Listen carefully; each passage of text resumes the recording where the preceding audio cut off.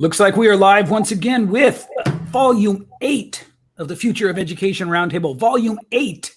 For those of you that weren't good in school, it's this many plus this many. Volume 8. Wow, I love this, you guys. Welcome back to the show. As always, Debbie Elder and Jackie Gold. And today we have, everyone gets called a very special guest. And I believe that they all are special. But John Bellina, welcome, sir. You being a guest on the show is special in a little bit of a different way. And I will show our cards to the audience here and say that John is with us not only as a resident visionary in the world of tech, in the space of tech, but he's also the CIO of WeSchool, Chief Innovation Officer. Thank you. Yeah, Man, that was the show, guys. Thanks very much. As soon as you showed how many 8 were, and I felt you looking directly right at me. It just goes back to how to get to 8, so no problem. See, I think it proves the point that with the way technology is going, we don't have to really worry so much about math mastery on a mental level anymore. It's all right here for us. Yeah. So again, 8. I'd like to talk today specifically about the classroom of the future, the learning experience of the future, and specifically augmented reality and virtual reality, and we'll probably touch on XR too, won't we, John? A little bit. Yeah, well, we may even start in XR, but well, why don't you, in case we don't know, why don't you tell us what XR is? Sure. So XR stands for extended reality. Right. So we've all grown up with some sort of idea of what virtual reality may be. Right. So let's start with, what maybe some of us may feel virtual reality is. And that was always something that was futuristic when I was a kid. Right. And something that was far, far away from us in reality. And when Santa Claus 2 years ago brought my son some VR glasses for his PlayStation, I, once again got to physically see reality. Yeah. And question how quickly it came, right? Mm-hmm. So I think VR is a good place to start. That's where we put these goggles on, right? And we kind of escape for a bit, right? We're going to fool our eyes like that old Viewmaster, right, that we used to have years ago. We're going to fool our eyes. We're going to trick our minds with what is reality in front of us now, because we're just used to looking and seeing, right? So I think virtual reality has taken us to a place that's amazing. And, there's been science fiction books and movies and everything on that topic. But it was always mostly from a purely entertainment standpoint, right? And then, yes. Without going into the history of augmented reality, along comes another disruptive idea, right? Well, what if we can augment what's being visually put in front of us? And perhaps, what if we can free our minds from being shut out from the world and really take a look at the world, but bring technology to the forefront, sort of think of an idea bubble, but in reality. Like in the comics. Like in the comics, exactly. Yeah. Exactly. I think that for me in the beginning, you and I had many conversations, I suppose, leading up to this show. And I had an aha moment where I remember before and after I understood what AR could potentially do. Yeah. I understood VR. VR is a completely sort of manufactured environment. The thing that I think is so fascinating about AR is AR overlaps, we'll call it digital enhancements over what you're seeing. Yeah. So it doesn't take you into a completely different space. Like you're not like sucked into the paintings in Mary Poppins, but to continue the Mary Poppins analogy, with AR, you could put it on and the penguins could be dancing right there for you. Sure. And that goes back to, holograms and holographics, right? Yeah. And just a thought, like from the Star Wars movie of, Princess Leia being seen and floating around in space. That was, she was our only hope. She was our only hope. Or no, Obi-Wan was our only hope. Yeah, he was. But it kind of brought it to mind, right? Well, fast forward 30-something years, all of a sudden everything just keeps getting more and more real, almost to the point of, if you can imagine it, you can create it now. So that's where augmented reality came in, right? How can we augment and step away from this closed out world and get out and start interacting in ways with the environment, right? Yeah. And then XR would step past those two, right? Extended reality would say, okay, we want to have more than holograms. We want you to be able to actually interact with what's in front of you, so that it becomes extended. It's a part of you. It's a tool that you're using, this technology. But it also is an assistant to you, right, for information, those math questions, right, all that. It's now kind of a tech that's merged with you, right? And that's where they get the extended, in my opinion. Of course, everybody has a theory, right? But it's extending yourself and really partnering with this technology around you. So partnering with the technology. Right. Ready Player One was a movie that was purely VR based. So you're going to be separated from the world. You're going to interact with others, but separated. You're going to be in this virtual world. Extended will take that same feel, but put it in the actual world. Fascinating. Debbie, with the advent of VR, AR, XR ideas and possibilities, how do you see the sort of the thresholds of teaching and education changing? Like, what are our possibilities, right? Well, I'm not even sure I can speak to that very intelligently. I know John can, but I'm very excited to have him. He talks and it's like he's talking Greek. I'm learning so much every time we have a conversation. And the more I hear, the more excited I get for our students, because they really are going to not only have fun doing this and extend their learning, but really I see them having such a huge advantage over others that are, especially those that are continuing to attend a regular public school. And so being able to prepare our students to step into the world they're going to be participating in with a clear understanding of up-to-date technology is, wow, that's just like super exciting to me. I've been talking to some of my students. Currently, I run an elementary school about this, and some of my ones that have graduated, and just sort of given them like just little snippets of what we're talking about, or snippets rather. And they are so excited to learn more. They all love to code and play video games, and this whole idea of doing that for school seems surreal to them. So I cannot wait till we start to introduce this to real students in real time. So thank you, John.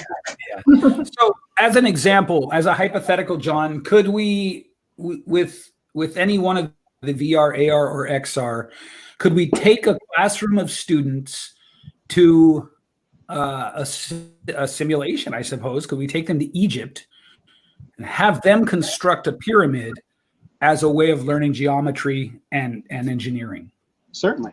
Is that the kind of stuff we're talking about? Absolutely. Absolutely. It's the imagination piece. That's why I think imagination and innovation go so close together, because the technology is already existing to do all this now. Right. So if you can imagine it, we're going to make it happen. So yes, we can already take them wherever we want on a map.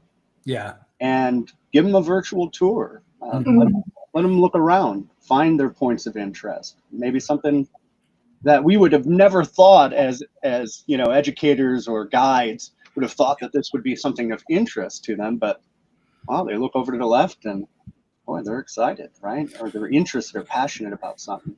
Yeah. So this brings up for me two interesting questions. One, the question of moving into the future, what components of what we now consider education, and this is prediction, we don't know, and I just want to put that out there, especially for people tuning in later. But what components of what we now call education are even going to be sort of worth holding on to in, let's say, let's pick a kid named Alexander who is starting school today, starting kindergarten today. He's got 12 years ahead of him minimum. So that's the future of 2032, right? What pieces of what we now consider to be fundamentals of education does he need to be taught to worry about? And then how do we incorporate those things into such a fantastical new kind of world, like, you know, the possibilities and the everything that the AR, XR, VR offers? How do we do that? Jackie, what do you think? Well, I take it, my answer back to the basics of education. What is it there for?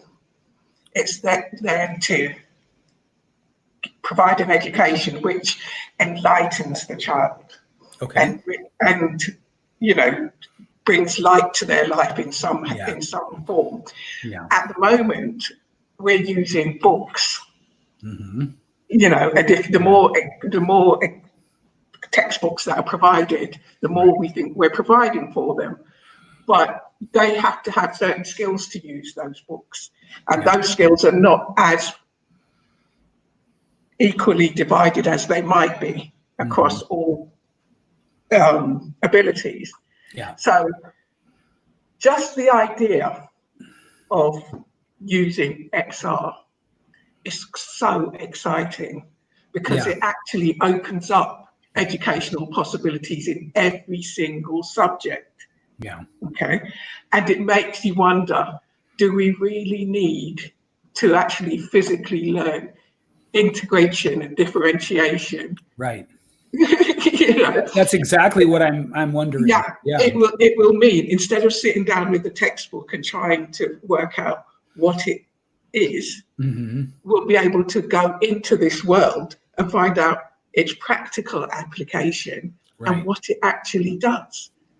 So the engagement of the students will increase, because they'll be able to see it and do it at the same time. It's an exciting time to be around, I think. I want to be one of those in 2032, but unfortunately I'll be somewhere You'll else. be leading and facilitating is what you'll be doing. That's So to answer your question, I think there'll be very little need for the current curriculum, and lots of need for us to take that current curriculum, strip it down, and fit it into this new model.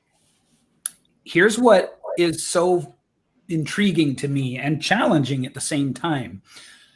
If I am predicting the sort of the intersection point correctly, or the trajectory line, or however we want to conceptualize it, of where education is heading, or should be heading, because you just said, Jackie,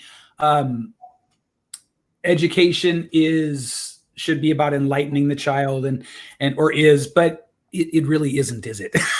That's more of an aspirational definition, and which is why all of us are here, because we all share an aspirational definition like that. But if I'm predicting the trend correctly, I want to borrow for my example Tony Stark, Iron Man from the movies, and the way that he engages with Jarvis and he interacts with tech.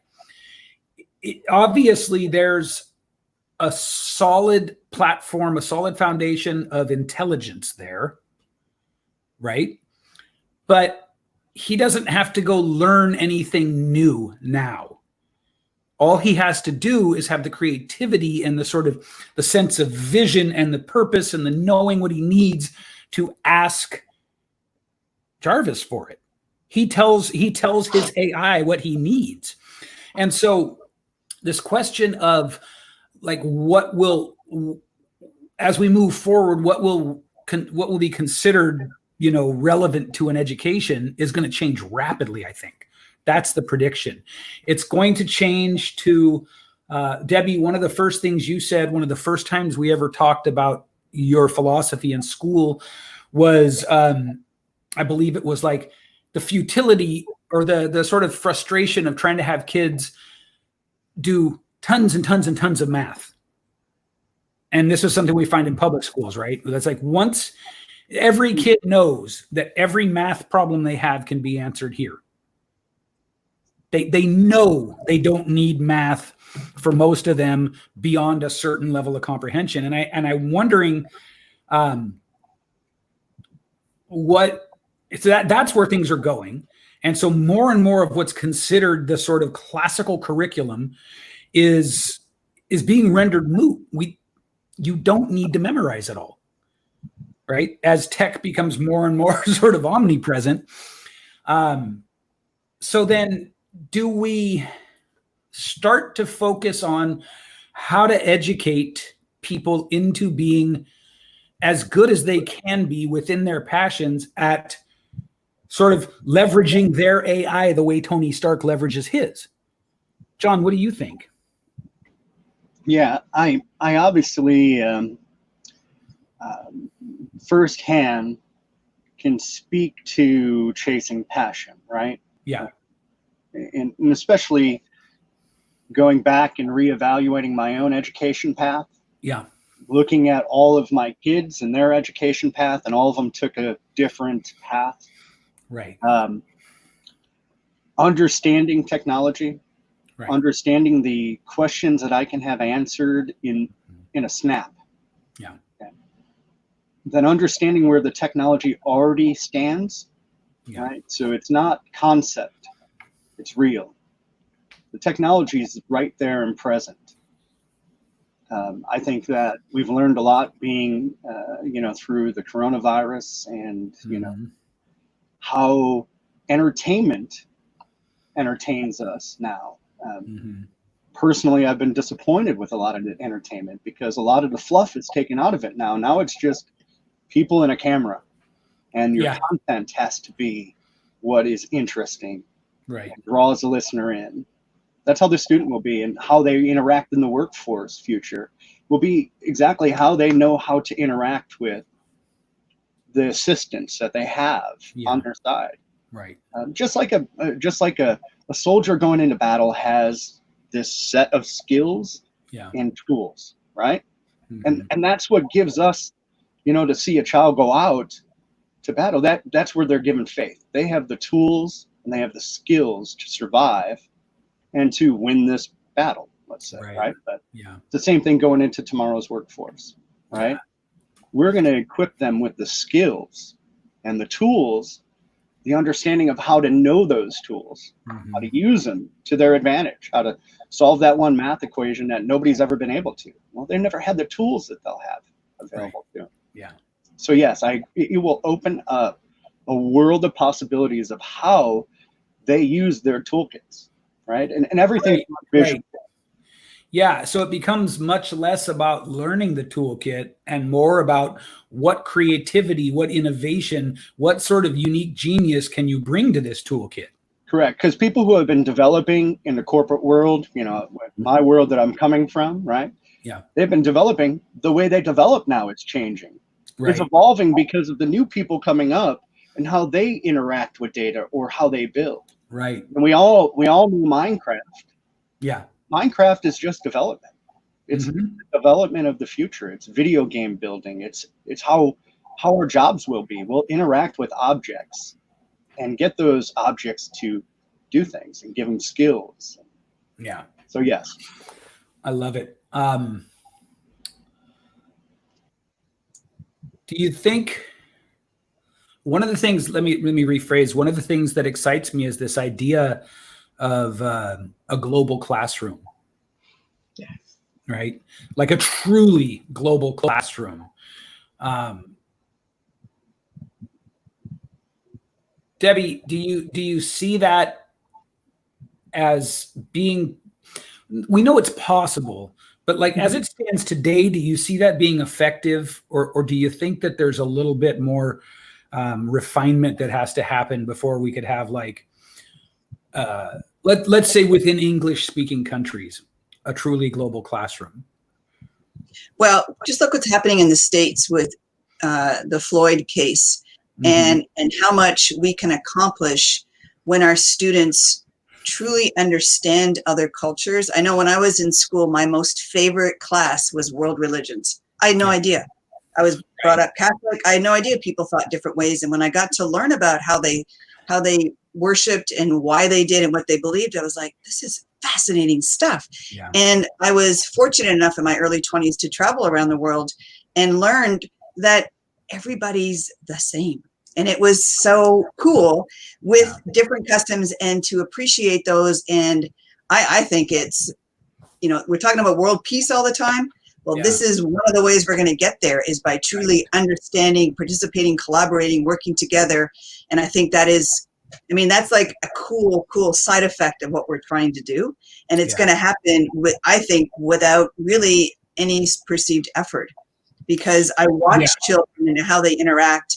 They don't see color. They don't see anything. They just see another child. So imagine that at a global level.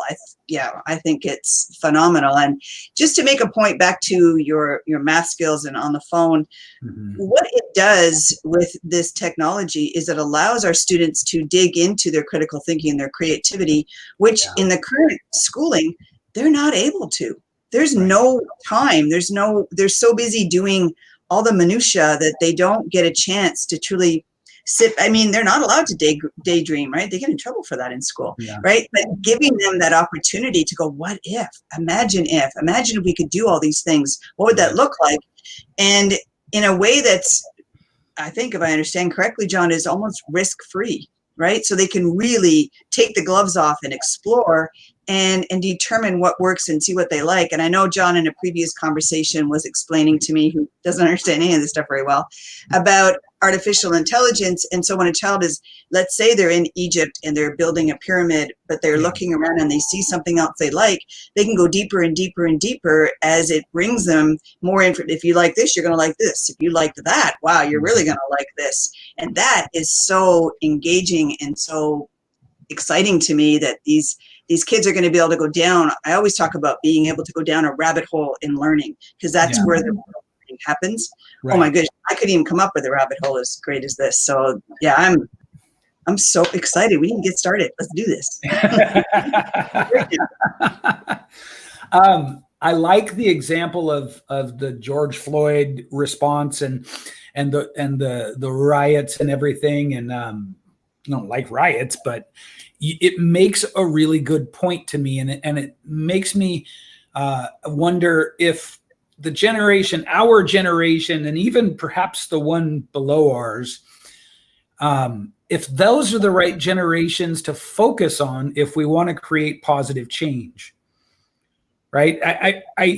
Jackie, what do you think? I suspect that our time, effort, and investment is better spent with generations who have less baggage. I'm not sure, because our generation is one which can use the lessons that we've learned in order to drive change, you know, and teach the lessons to those that come after us.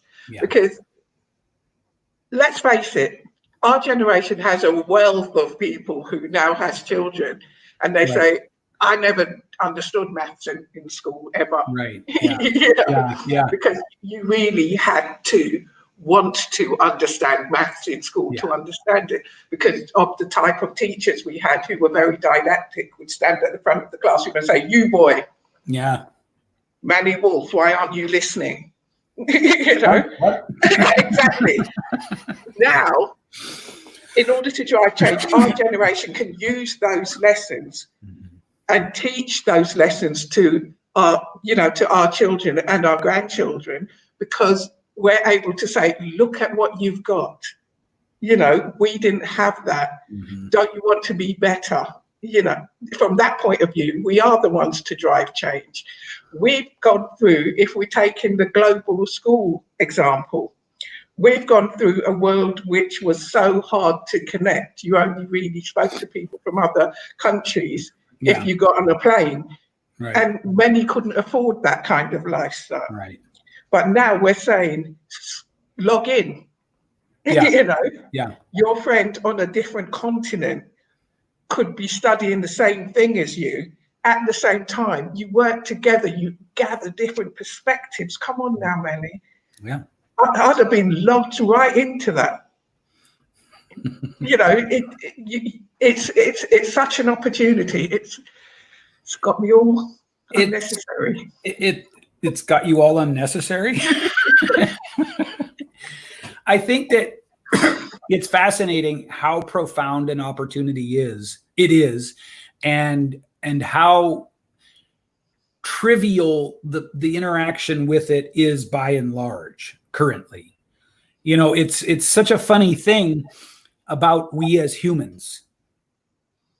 I remember a comedian I like talking about flying before cell phones, you know, and he felt that people were more in awe and in reverence of the miracle of human flight, right? But then, you know, after cell phones, you got a guy who's like, you know, can't get a signal when he's 30,000 feet in the air flying at 20,000 miles an hour, and he's frustrated about it.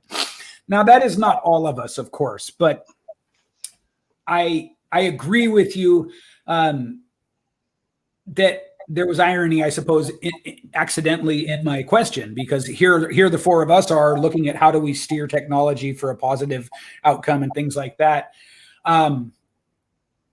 Maybe what I mean to say then is I see such a massive opportunity by focusing on the younger generations, because they have less sort of baggage and you know, stuck in their ways and all that. But yeah, it does require stewards, right? And that's what I hope that we all are. John, let's talk a little bit about the responsibility of kind of steering technology, because technology is agnostic. Would you agree with that? Sure. I mean, like everything else, there's going to be a good and a bad, right? Right. The pure and the evil, right? Yeah. Technology is not immune to that whatsoever. Right. And, Yeah. you know, unfortunately, we're all firsthand learning that our society, as it partners with this technology through social media and all this, we're all struggling to a bit, probably too, right? Mm-hmm. So let's take that out of the equation, and let's take gamification, the subject of gamification. Yeah. And the amount of time that our children perhaps have been spending way too much playing video games. Okay. And of course, everybody has an opinion on that. We can put it on social media and we can lose friends over it, I'm sure. Right. But the fact of the matter is they're learning something. And I'll use a prime example with my 10-year-old. I'm sorry, buddy. I'm going to use you. Okay. And he plays a lot of video games. Probably a lot more than a lot of people in my family would like. Mm-hmm. But he came down to Texas to visit me for a little bit, and we started talking about something. I mentioned I had a friend who retired from the Navy I'd love for him to talk to. And we went over to their house, and my son, who's 10, started talking to him about weaponry, machine guns, and helicopters, and all this stuff that, well, my buddy knew all this stuff. And he was pinpoint, like he knew what was what. Right. That's an education of some sort, right? Absolutely. It's absolutely, because he's observed what the environment around him, he's reflected on it, and now he's making do with it, right? He's saying, I know this and I'm good at it. Now these video games are somewhat becoming, you know, a way of capitalizing on your skills that you have, with now major corporations sponsoring students in video game teams. Yeah. So, you know, I know that they're learning. It is educating them now. Yeah. And I play these games too with them. I'm guilty, right? Yeah. Guilty is such a weird. I'm glad I do, because then I was able to take a look at this and form another opinion and go, wait a second, this is education. All these games that he's playing, that he's 100 times better than me on. Mm-hmm. My 24-year-old, I would hand him a controller that wasn't plugged in, and he would pretend to play the games next to me, and he was happy. If I tried to do that with a 3-year-old nowadays, he'd throw the controller at me. Right. I know that's not on, because I know how to use an iPad already. Right. Yeah. Right. I can do this stuff. So that's where I have to say that they're learning from this technology anyways. So we better, you know, embrace that Right. And Yeah. then understand, well, how are we going to get to these students then? Because talking about just a plain old thing out of a textbook isn't as cool as showing them this howitzer and Yeah. what it could do with it. Yeah. They're learning. I think that line of questioning is more empowering for us. You know, I went through the same thing that I'm sure many parents go through, where my son became very interested in guns and I cringed. And I was somehow able to selectively block out that as a kid, I was fascinated by guns and my parents cringed. Right. And so now I'm dumping all of this, my issues, into my son, who is following a very, very predictable trajectory, especially of a young boy in the United States. Right. They get gun crazy for a while. And instead of seeing, I mean, ultimately I got there, but instead of seeing, wow, he's really like, he's playing these first person shooter games and he's learning all this stuff. In the beginning, all I focused on was like this sort of projection of doom and gloom, where it's good. Oh my God, his life is ruined and blah, blah, blah. And I say that all to say that that's a form in my mind of staying in pessimism and fear and in a way being somewhat of a Luddite, right? Rather than saying to ourselves, okay, this is what's happening. How can we make this positive? How can, where's the way to lead and to influence and to help through this, which is already happening? I'll never forget walking. My son is sort of soft-spoken. He's unsure of himself a little bit, when he talks to me, at least. And I walked by his room one day and I just hear this voice, this powerful, deep voice coming out of his room that is completely in charge and calling the shots. So I peek in, he's got his headset on, he's talking to his computer, and I didn't say anything until he finished. So when he finally finished, I said, what were you doing? He was leading a team through an assault exercise. He had like 7 people on the team. It was complete confident leadership. It was so crazy, right? And that was the moment for me where it changed. I was like, I may not be able to harness this yet, but I know that was impressive. He's straight up calling audibles, directing the team. He's the 1,000-foot view. He's the general. And I was gobsmacked. So technology itself, even the scary kind of, war games and fighting games, I think we need to learn to use them rather than fear them, and see what we can create that way. Can I bring up another subject too? And that's like the thought process around avatars. Sure, of course. So you hit it right on the head, right? Yeah.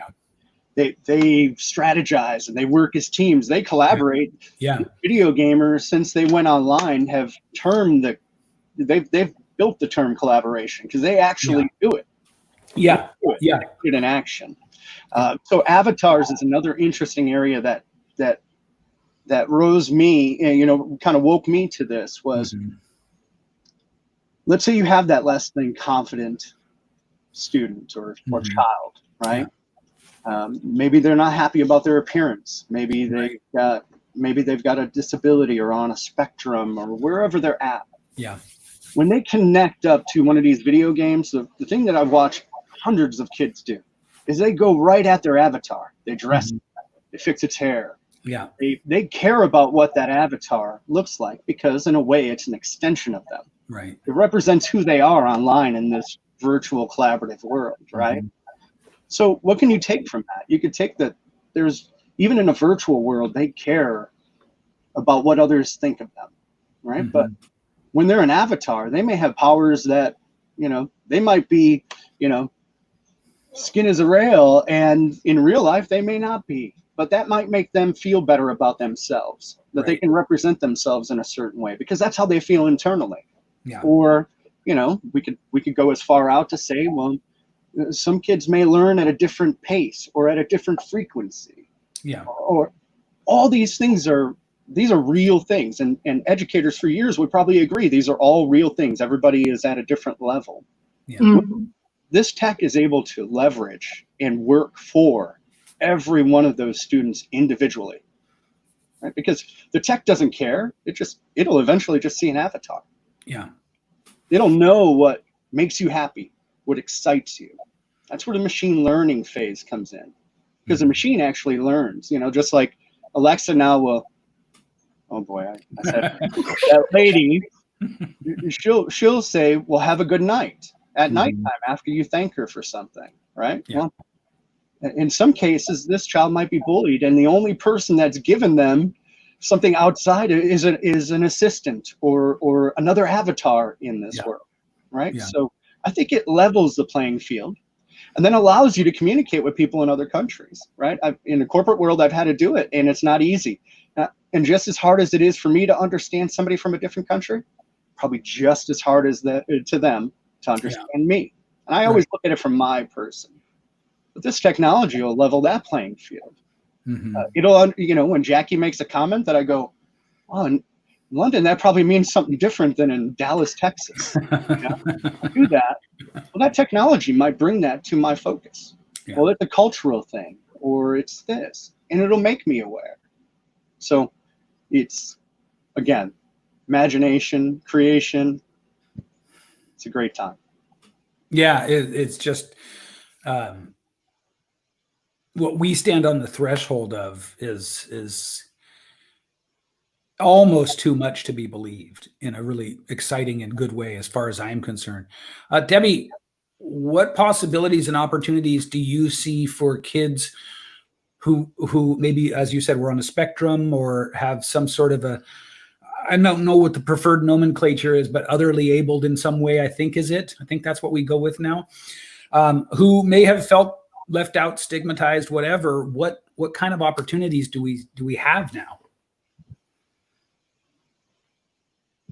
Well, I think, in certain circumstances, in certain schools, we've been able to really meet the individualized needs of these students. But it sounds like moving forward, we can take that up several notches, which will only enhance their ability to learn and for their feelings of self-worth, all of those. Right. But, think about a student with dyslexia who, with the help of technology, the dyslexia no longer is an issue. And so they can learn to read and they can communicate and not rely on some of their other senses and skills. And I think that will really help to allow them to shine and really to, again, get their creativity out. Because I think sometimes when you struggle at something as simple as reading, not that reading is simple if you have dyslexia, but it's pretty basic. And that can really start to affect how you feel about yourself and what your self-image is. And so to remove that barrier in a way that helps them. And I think being able to, technology is coming, folks. And so the quicker we embrace it and allow it to serve us, the better. There's a lot of fear about the unknown. And I think, I know moving forward for WeSchool, what I'm excited about is that we have so much leadership here and so much really understanding with John that there is no reason to be afraid, right? That we truly can provide for your children the best educational experience. And I think, when we look at this whole globalization, I remember I did a trip around the world in my early 20s and we landed in Japan in the airport, my girlfriend and I that I was traveling with, and we knew people in the Japanese airport. And it was like, that was the coolest experience. It's like, oh my gosh, the world just got like this big, right? And so now we're doing that with and I think what I've learned in watching children is you don't have to say to them, now you're going to learn how to collaborate. They just do it, right? Like they do in these video games. Now there is some skill to be learned, but really, I think this whole acceptance of others comes without even us needing to say anything. It just is. They just do. And I agree with Jackie. There is some leadership and there is some, but if they can experience it themselves, first-hand learning is so much better than second-hand learning. Always, hands down, every single time. And so I think that we're going to be able to offer them that in a way that we never had. I'm very excited for the next generation. And a little jealous if I'm going to be, Yeah, totally. That's for selfish reasons. That's why I'm so glad to be in this project, because otherwise I'd just be watching from the sidelines, totally envious. Right?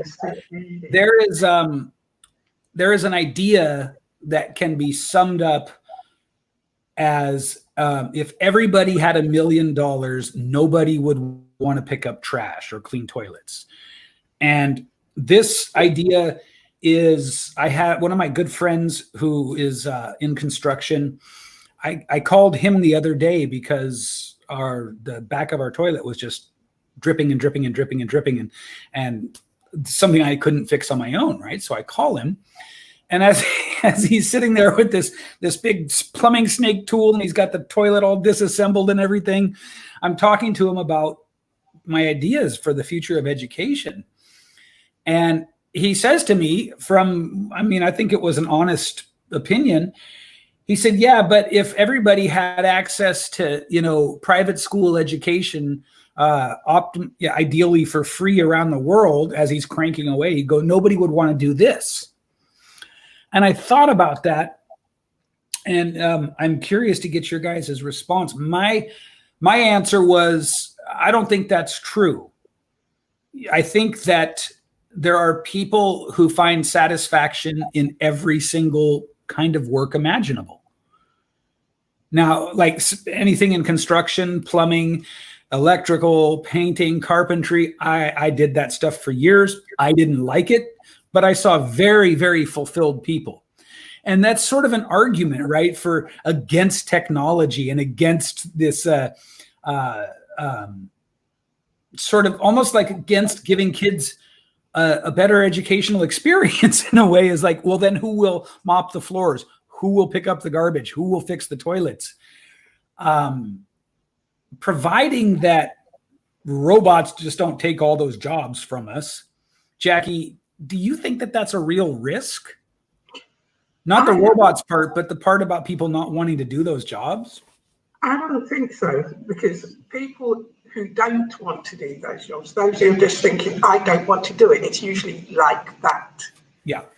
In bringing technology into the table, in integrating it, embedding it in our curriculum, we're actually developing new people who think differently and don't just think, I don't want to do that job. They'll be looking at all of the aspects of it, all of the effects of that job, who it impacts on, and making it better. Because we will always need somebody who's willing to get their hands dirty, but not necessarily getting their hands dirty, but finding ways of doing things which are better. That saying, do it better. Find a way of doing it, but do it better. Yeah. Okay. I think that I agree. I don't think that's a real issue. I don't think that's a real fear. And I say that hopefully for the person listening who is successful as a plumber or a carpenter and who has kids and is thinking about their future. There's a deep satisfaction in being able to build, fix, repair, these kind of things. There's a deep sort of connection to humanity in doing those things. So we have to remember that different people have different aspirations. Right. Okay. Not everybody was built to be bookish, to want to study constantly. Some people were made to be creative. We've got to not run from those things as parents, as much as we like bragging rights. Yeah. Okay. We've got to be able to brag about all aspects of the child, not just the one that they learned to read at age 3 months or anything like that.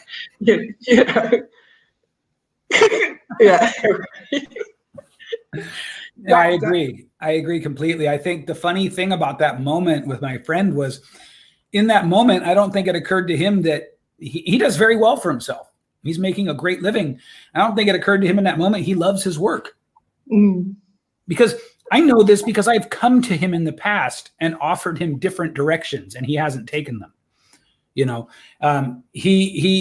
So it's similar to the person who works in tech all day but puts their kid in a Montessori school or a Waldorf school to play Ren Fair. It's like, how does going back 500 years in time or whatever it is help your kids prepare for the very job that you do? And so here he is a gifted craftsman, just an incredibly talented craftsman who knows probably everything about a house from start to finish, saying, yeah, but if everybody had a free private school education, they wouldn't want to do this. I'm like, I don't think that's true. I don't think we have a lot of worry about that. And it's interesting because in the time that I was in construction, the technology in construction looks different. It looks much more low tech, right? But technology presses on nonetheless. There was pre-airless paint sprayer and then post-airless paint sprayer. For people that did drywall, there was the days before they had the big stilts so that you could reach ceilings, and then the days after, right? So tech happens no matter what. In fact, that sewer snake that he was using, there was a time in plumbing that wasn't an option for you, right? And then it happened. So tech presses on. So yeah, I find it interesting that mentality exists, but I don't think that I guess I think that it's that sort of generational thing about just having a general fear of the next generation. You know what I mean? John, that was a long-winded kind of a bit on my part there, but how do you see us bridging that gap between the generation that's putting the kids in school who might have resistance and of course the realities of what those kids are going to experience at say WE school? I think that the thing that excites me the most is sort of a framework of the right mindset for these students, right? Yeah. The way that technology is moving so quickly and advancing around them, right? And they've been a part of it. They've been a part of this evolution. They can grasp the positive and the negative more than we give them credit for. Okay, so let's address that. I think that the new mindset of thinking in a quicker, more agile way, may attach to than the parents' mindset, right? Because parents have been preparing for 2020 in their fields of work just as much as we're preparing our students for the workforce of 2025, right? So we all, as employees, have looked at the workforce around us. We've looked at changes, trends. We've done that work, right?